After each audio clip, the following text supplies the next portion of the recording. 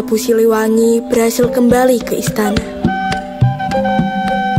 Malam di tengah lelap tidur sang Prabu, terdengar tangisan seorang bayi.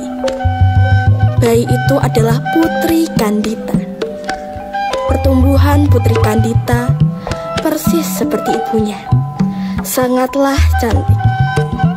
Namun kemalangan Putri Kandita muncul ketika ayahnya meminta izin untuk menikah lagi. Hingga hiduplah Putri Kandita bersama ibu sambungnya, Dewi Mutiara.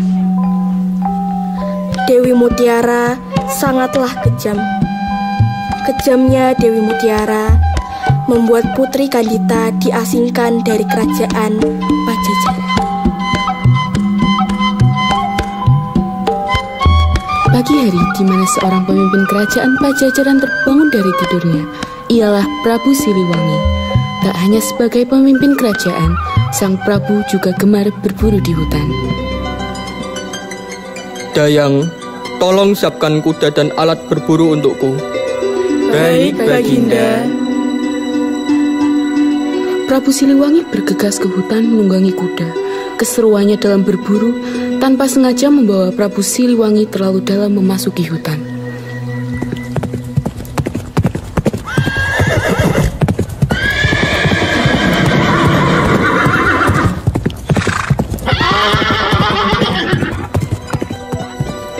Di mana ini? Merasa harinya penuh kesialan, Prabu Siliwangi pun duduk di bawah pohon yang rindang. Sial, aku tersesat. Bagaimana aku pulang? Adakah orang di sini? Sudahlah, sebaiknya aku berjalan mencari pertolongan. Di tengah perjalanannya mencari pertolongan, tanpa sengaja, Prabu Siliwangi bertemu sosok wanita anggun, cantik, dengan selendang hijau di tubuhnya. Maaf jika lancang, aku sepertinya tersesat. Bisakah kau membantuku keluar dari hutan ini? Bisa saja. Aku hidup di sini sendirian. Bisakah kau menemaniku beberapa saat? Setelahnya, aku akan membantumu untuk keluar. Baiklah, tidak masalah.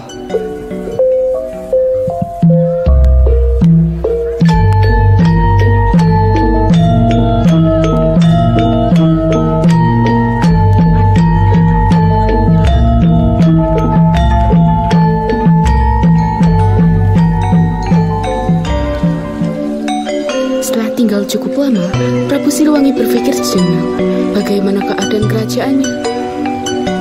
Istriku, bagaimana jika aku kembali ke kerajaan? Aku sedikit khawatir di sana ada kendala. Baik suamiku, pergilah. Namun berjanji denganku, kau akan sering menengokku di sini. Sebentar, aku panggilkan pengawal untuk mengantarmu. Pengawal. Jih, Ratu. Antar suamiku kembali ke kerajaannya. Siap, Ratu. Mari, Tuan. Monggo, Ratu. Aduh, pundak Ratu kencang sekali. Memangnya semalam Ratu menonton bola.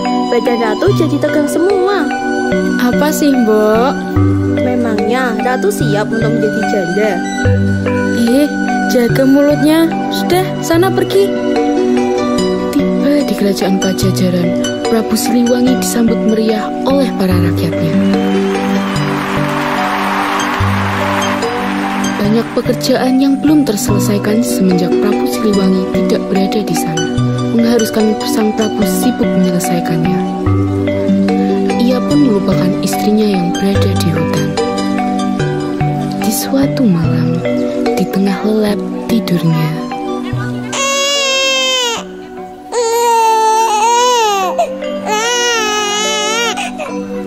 Suara tangisan bayi siapa tengah malam seperti ini?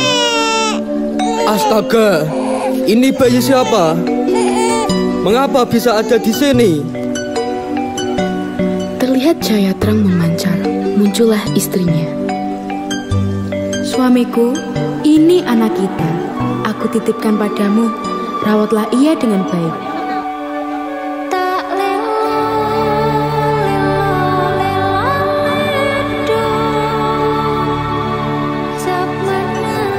Belum sempat Prabu Siliwangi bertanya, cahaya itu sudah hilang. Prabu Siliwangi menamai putrinya Putri Kandita. Putri Kandita tumbuh sebagai gadis cantik sama seperti ibunya. Sementara itu, Prabu Siliwangi juga semakin tua. Aku sudah semakin tua. Lalu, siapa yang akan meneruskan kerajaan ini? Sementara aku tidak mempunyai ratu ataupun anak laki-laki. Anakku, ayah sepertinya akan menikah lagi untuk mendapatkan putra laki-laki guna meneruskan kerajaan ini. Baiklah ayah, aku menyetujuinya. Menikahlah Prabu Siliwangi dengan Dewi Mutiara. Dewi Mutiara berhasil mengandung anak laki-laki, dan itu membuatnya merasa seakan paling berkuasa di istana. Pelayan, buatkan aku masakan yang enak. Baik, Ratu. Nasinya 1/6 dari porsi biasa ya. Minumnya harus menggunakan gula 30,2 gram. Tambah selada 5 lembar saja. Dengan buah apel dipotong dan panjangnya harus 6,3 cm. Perempuan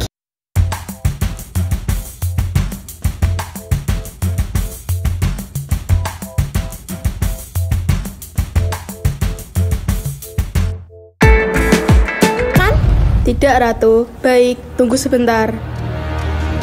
Gila saja, siapa yang mau mengukur berat gula dan panjang apel? Lihat saja banyak gaya, sudah hanya dimanfaatkan untuk anak, dia juga manfaatkan kembali untuk menikmati kerajaan ini. Yang benar saja. Sudah, tutup mulutmu, bau sekali. Kurang ajar. Prabu Siliwangi yang sangat mencintai dan menyayangi Putri Kandita membuat Dewi Mutiara merasa iri. Dasar bocah tidak tahu diri, memangnya siapa dia di sini? Seperti sampah, aku yang sedang mengandung saja tidak manja sepertinya. Sepertinya Putri Kandita juga akan menjadi penerus kerajaan ini, Ratu. Bagaimana bisa bocah itu akan menjadi penerus? Lalu, untuk apa anak ini? Cih, untuk apa Ratu marah? Sadarlah, Anda hanya dimanfaatkan tuanku agar mempunyai anak laki-laki saja, tidak lebih. Lagian, siapa juga yang mau menikah dengan Anda kalau dia terpaksa? Pelayan sialan, lancang sekali kau. Keluar dari kerajaanku. Siapa peduli, Mbak? Setelah pembicaraan tersebut, pelayan pun pergi meninggalkan Dewi Mutiara. Tidak bisa bocah itu menjadi penerus. Aku akan melakukan apapun untuk menyingkirkanmu, Kandita sialan. Dewi Mutiara pun pergi ke salah satu penyihir hebat di daerahnya. Hei dukun, cepat bantu aku mencelakakan Kandita sialan itu. Kowe iki sapa? Aku istri dari Prabu Siliwangi, dan aku tidak ingin anak itu menjadi penerus kerajaan Pajajaran ini. Hah? Kowe bojone Prabu? Ya ora mungkin lah. Kau tak usah menghinaku. Ya wis, masih ora enem pas-pasan kok ngene. Gue bojone Prabu mesti sugih. Wani pira? Dewi Mutiara pun mengeluarkan kantong yang berisi puluhan emas berkilau, membuat mata sang penyihir berbinar. Penyihir mengeluarkan kekuatannya untuk mengirim kutukan kepada Putri Kandita. Di satu sisi, Putri Kandita yang sedang tidur pun mulai dikelilingi kabut tebal.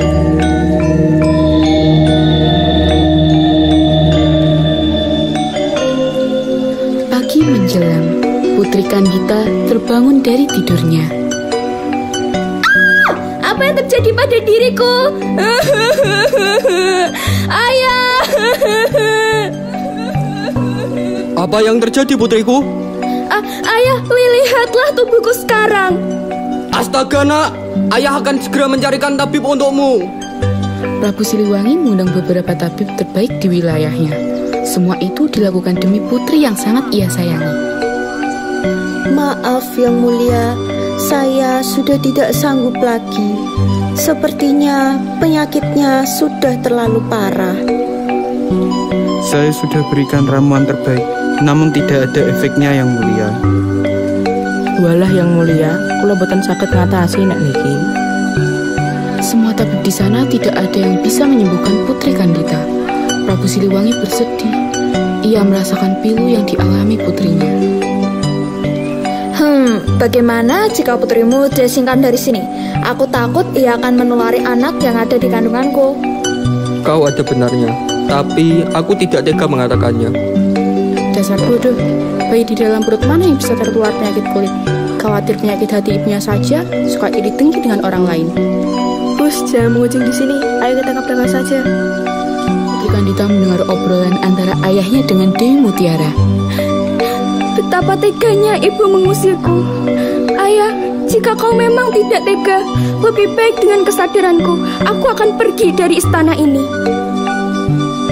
Putri Kandita menyusuri jalan hingga jalan dan berhenti di hutan. Di sana ia bertapa minta pertolongan.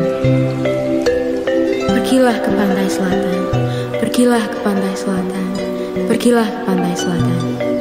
Siapa kau? Aku ibumu, pergilah ke pantai selatan. Mendengar perkataan ibunya, Putri Kandita bergegas pergi menuju ke pantai selatan. Putri Kandita tiba di pantai selatan. Kebingungan dirasakan Putri Kandita karena ibunya hanya meminta ia kemari.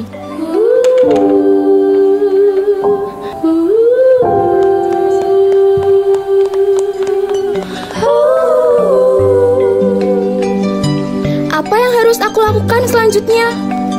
Masuklah ke laut itu. Masuk ke laut? Lalu bagaimana jika aku mati? Akankah aku berubah menjadi Putri Duyung setelah itu? Masuklah dulu ke laut itu.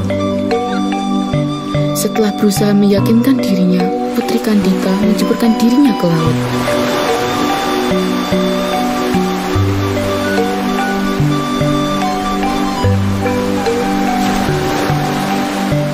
Di dalam sana terjadi keajaiban.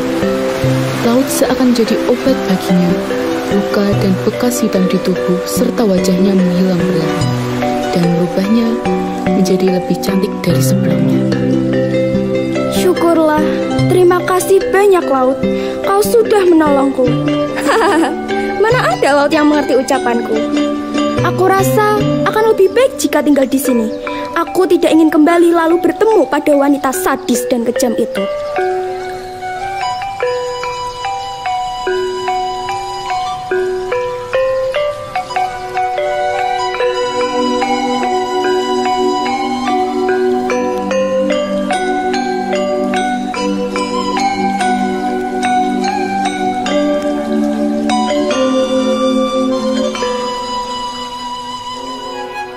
Dengan perasaan leganya, ia mulai mendirikan kerajaan megah dan makmur di bawah laut sana.